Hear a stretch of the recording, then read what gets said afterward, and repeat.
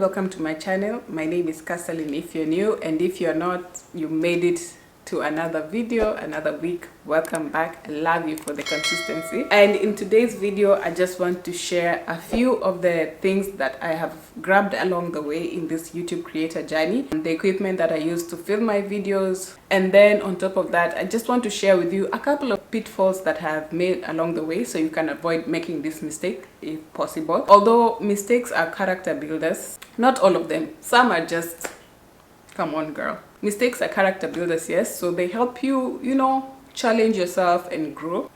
All what I do in terms of posting content on YouTube is just purely based on passion and interest, but I'm not monetized or anything like that. I started consistently posting videos this year, although I had posted a couple of videos on my channel last year when I started it. However, I was posting like once a month or once every couple of months. So in the beginning of this year is when I started posting more consistently, and this is when I got most of my subscribers up to where we are. Now, I will preface this by saying, of course, I don't have everything I need. I just have a few things that have pushed me through these 8 months of trying to be consistent. There are so many other things that I need, and I feel those gaps every day. I'm just working with what I have right now, and maybe that will help you if in case you're thinking of starting making videos online. Some people will grow faster, some people will take a longer time to grow. At the end of the day, it just depends on why you're making YouTube videos. It just depends on what is the rationale of you going behind it. The growth will come eventually, and that's one thing that I never worry about in terms of YouTube. Like, I will just keep on doing my thing. Sometimes some things feel uncomfortable to do, but you just need to know the limits of what you're sharing, what you're comfortable with people knowing. For me, the most uncomfortable thing to do was speaking to the camera, and you can see I've already gotten over that fear. So the rest is history.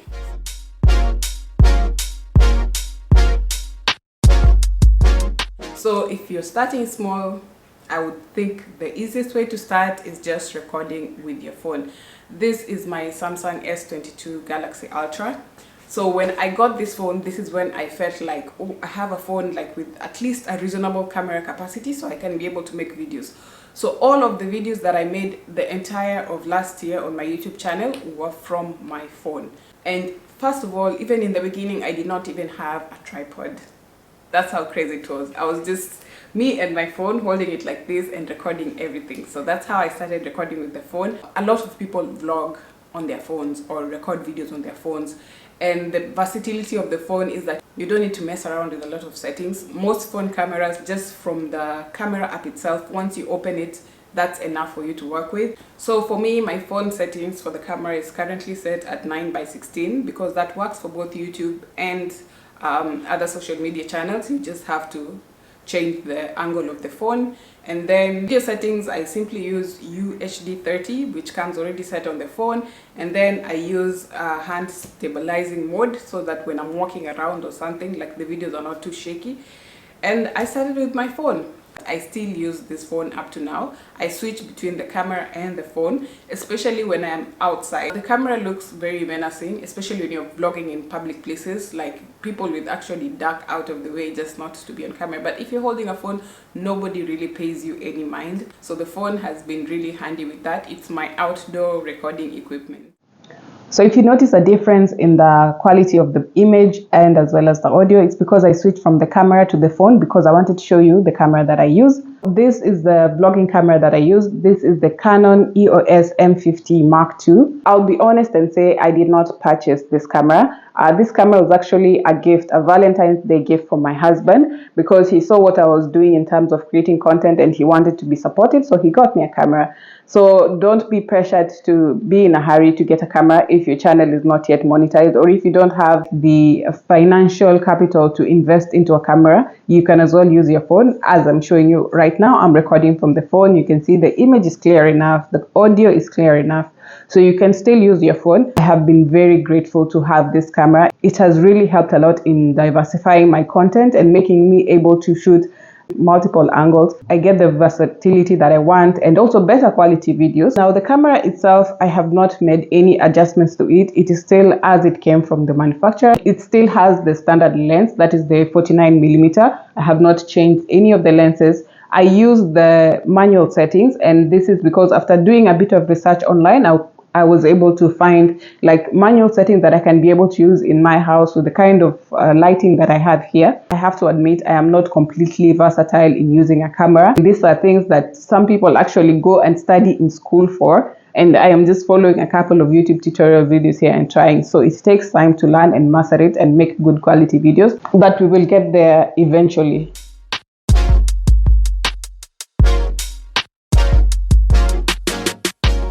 As much as you need good quality video, you also need good quality audio, and that's something that I really struggled with in the beginning. So I'm thinking of making pizza. Since I'm gonna be making a pizza, I want to make a small pizza, and that is because I was using just the phone microphone. Especially when you're in really loud places, it picks up on every single sound and it's not able to isolate to your voice, so it was really difficult to get good quality sound. And so I went and got myself microphones. This is a simple generic microphone which I got from Amazon. It came as a set of 2. It's a wireless microphone. In that pack you also get a receiver. So this is the receiver. You just attach it to the phone and then you can use the microphone to record the audio, and it comes as a pair, so in case you are talking to someone else, you can give one to the other person and use the other piece. Sally wants to say hi. Say hi! Sally, say hi to the camera. Okay, bye. When it comes to recording videos on your phone, the audio is really 50-50, unless you're in a very quiet place like in your room or something like that. And even if you're in your room, like the possibility of catching an echo is very easy. So using these microphones has helped a lot. I cannot tell you the brand of this microphone. It's just a generic microphone. What I have to warn you about these microphones is that if you're wearing it, like for example, I'm wearing this shirt. If I put it on my inner shirt and the cloth rubs on it, then it will spoil your audio quality. So be very careful where you put it. Put it somewhere where it will not get any interference. Like if I put it here on my shirt, as long as it's not somewhere where it gets like a lot of movements. I've seen people actually even wear a hat and put the microphone on the hat, especially for guys, like that works. You can put it on the rim of your hat, and that will prevent anything rubbing on it to ruin the audio quality. So you have to be careful where you're putting the microphone so it doesn't get a lot of noise from the movement of your clothing. So that's something I also learned the hard way, because I recorded an entire conversation with my sister in a car for about 45 minutes. And out of that 45 minutes, I was only able to use maybe like 5 minutes of that video because of the audio, the way I had placed the mic. It was just rubbing on my shirt and all you could hear was the noise from the clothes, nothing. So be careful where you put your lapel microphones, but I'm telling you, if you want to improve the audio of your videos, I would highly consider getting a microphone. The camera that I'm using came with a Rode microphone. So this is actually what I'm looking at when I'm recording myself, and that is the microphone that came with the camera and helps me to get really good audio. The visuals and the audio of your video are very important, and that is something that can easily make someone click away. And I made a lot of those mistakes in the beginning with my videos, whereby the audio quality was either completely terrible or the volume was too low. And having microphones is something that I feel like it is a necessity if you want to make nice videos for YouTube. Just invest in an affordable microphone. I feel like that has really helped me to be able to get good quality audio on my videos.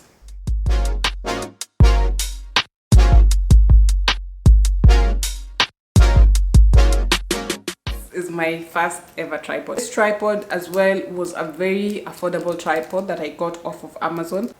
And the good thing about this one is the legs are flexible, so I could be able to adjust the height to suit different scenarios and wrap it around doorknobs and stuff like that. This tripod is actually quite sturdy, and if you want to film just while holding it in your hand, you just hold the tripod legs and you can be able to film. There's a part missing here. That is the part that holds either the phone or the camera. I keep it like this so I can be able to switch out for the device that I'm using. So this tripod, I have had it, I think, before I started doing YouTube videos, and it's still quite sturdy. It still does the job. It's still very steady. I have 2 other tripods that are this size. This tripod is actually a Gorilla tripod that came in the vlogging kit from the same camera that I'm using now. So I did not buy this separately. The camera had this tripod, had the microphone, had the camera itself. So this is something that I now use interchangeably with this. I just reach for whichever one is closest to me. The other tripod that I use is this one right here. This is the Pohem Pro gimbal. So this gimbal has an app that you download in your phone, and then when you use it together with this gimbal, it's able to track your movement. If you want to make a motion video of you maybe like walking across the room with the camera tracking you, so it looks like someone is actually recording you, this is what you use. This is mainly for the phone. This too, I can switch out between the phone and the camera. However, this I can only be able to use it with my phone. I would advise to invest in a gimbal like this because you can get very steady shots while walking on this, and you can get that additional feature of bringing the audience with you when you're moving across the room. So the largest tripod which I have is the one which the camera is currently sitting on, and also this one is very versatile. I use it with the phone and the camera as well. This tripod, I actually got it together with a ring light, which I will be showing you shortly. Last but not least, when it comes to tripod, so this is a foldable phone stand that can fit very nicely in your purse, and what I do is that I just put it up like that and either put the phone facing me or facing the other side if I want to record the background or something like that. But this, I felt, really made it easy for me to film in public, especially in restaurants or somewhere you'll be seated for a long time. It's just a normal phone stand, everybody uses it, but in this case you can use it in addition to your tripods or something to help you film in places where you might not be as comfortable as filming.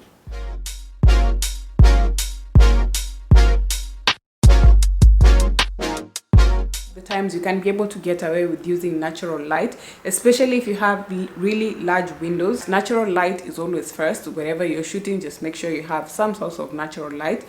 In addition to that, this is just extra. I felt like some places I actually needed to have additional lighting. For instance, my kitchen has no windows. I was feeling like whenever I was recording footage in the kitchen, it was very dark, so I had to get light. So this is the ring light that I actually got for the first time. This was working with my phone because I was just mounting my phone here, mounting the ring light on the tripod, and then using that to record. But I felt like my lighting needs became more and more, so I went to a place called Dragomat here in Dubai. I went and purchased these standing camera lights. I purchased them as a pair and they were dirt cheap. When I tell you dirt cheap, and unfortunately one of them is damaged, although I've used them for quite a couple of months. I don't know if it's because I was reckless or because of the quality. I know for a fact that the lights were cheap. That I cannot deny. So one of them, actually, there is no damage to the light itself. It comes with its own stand. However, one of them, the plugs, one side of the plug got broken, so I'm not able to use it. Currently, I'm only using one light, which is really doing a good job at keeping the video together. But lighting has really helped a lot in terms of even getting better quality footage from the video. What I liked about this light is the adjustable features in them. There is quite a number of options in the intensity of the light settings. In terms of the light color, it only comes in two colors, either white or warm white, and then there are multiple variations of that, and they also come with remote control. So for instance, I will just show you what it looks like without any extra lighting. I have the window open on one side and the light box on the other side. Usually I have a source of light on either side of the camera. So in this case, since the window is open and I'm getting natural light from this side, I need to balance out on this other side to avoid having a shadow on my face. So you can see where the problem lies. Like half of my face is blacked out and you cannot be able to see, and this is why lighting is extremely important. And just like that, you're able to get like a proper balance of light on both sides. Natural light is always number one, but if you're able to invest in some sort of lighting, extra lighting, you can do that. I also do a bit of backlighting in the videos. There's a bit of purple over there, although it's getting washed out a bit because I've turned everything very bright. When you want to create an ambient environment, for instance, now when I'm doing a sit down video, I have some lighting in the back to be able to, you know, just to add a bit of sprinkle to the video.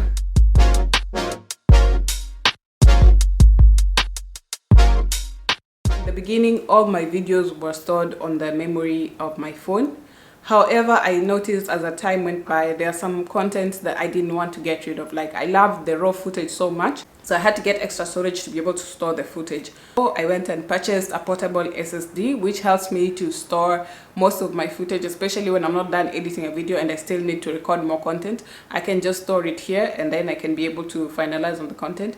This is 1 terabyte, so at least I have a backup of where to store my video, so I'm not worried about running out of space when I'm recording on the phone or on my camera, because the camera does come with a memory card. However, this particular camera only came with a 32 GB memory card, and I had to purchase a larger memory card just to be able to shoot videos comfortably without worrying about running out of space. I got a 128 GB memory card, which is what is currently on the camera, and so far I have never started shooting a video and run out of space midway, so that works fine for the camera. And then I got the extra storage where I can store it.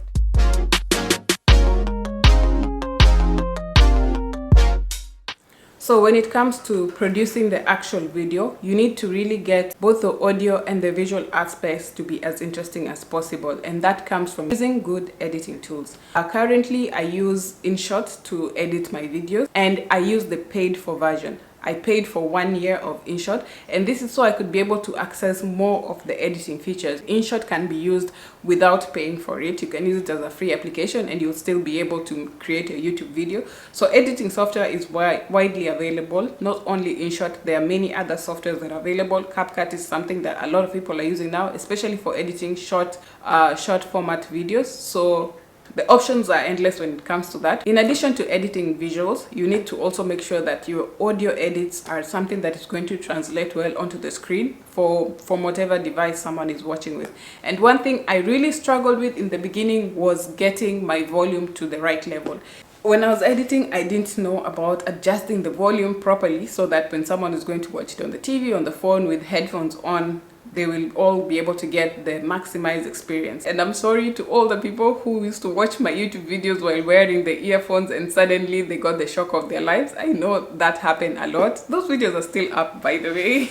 I am sorry to all those viewers whose ears got hurt by my poor audio editing skills using headphones to edit. These are the Galaxy Buds Pro. They're active noise cancelling, so I usually put ANC when I'm editing, so I can be able to just trap into the audio of the video that I'm editing and not be affected by any external noise.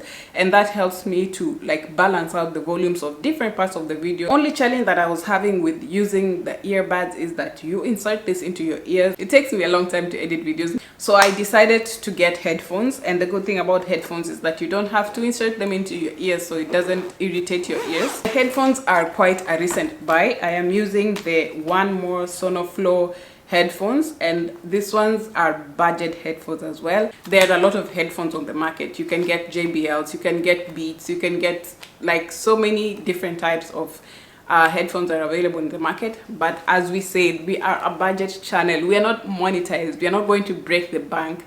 So we always try to keep everything nice, cheap and affordable. And I went and watched a lot of reviews on YouTube on the different types of headphones available. This was the one that came up, and this is exactly what I got.